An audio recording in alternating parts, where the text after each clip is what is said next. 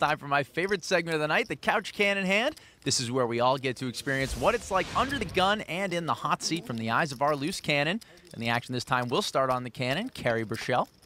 Should be really fun considering so far Carrie's been an absolute baller. And a shot caller, King 10 of diamonds. Suited Broadway cards should be a raise. Okie dokie. She just limps. All right, I take no responsibility for what happens after this. I wash my hands of this one. I'm out. Duhamel raises to 1,600. Mercier, taking his time, makes the call. All right, well, if Jason's in, I'm back in. Guy makes the call. This is Carrie's fault for not raising, and I don't care what Phil Hellmuth said last week. King 10 is not a trapper hand. And apparently not enough money in the pot for whatever trash Bob had. Catch-a-lot folds. Back on the cannon.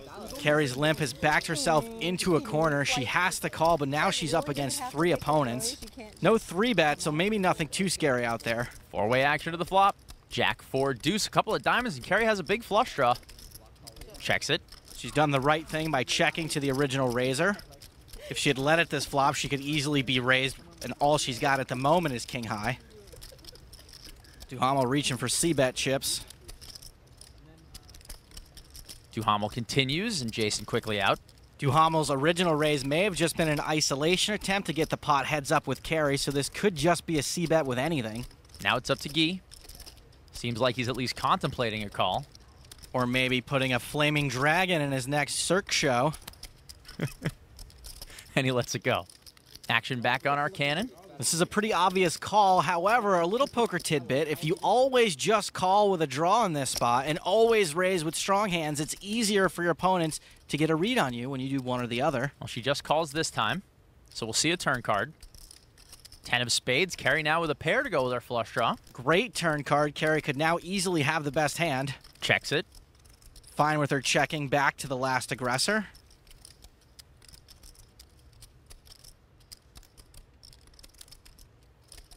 Duhamel fires again, 11,600.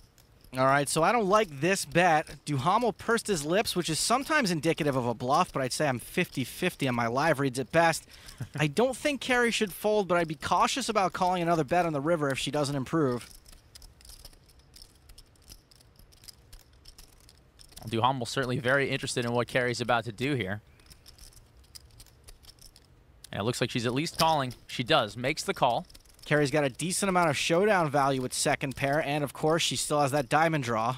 River, queen of spades. Carrie's not loving that card. That is not a good card. A lot of stuff is beating Carrie now. She checks it. Any queen, any jack, ace king, 8-9. Really hope this bet isn't for too much. How about 27,500? That's a bomb. I could totally see Jonathan playing ace king the whole way this way. I think this is a fold. Maybe Carrie's getting outplayed, but whatevs. There are better spots. To call this bet would be over 35% of Carrie's remaining stack.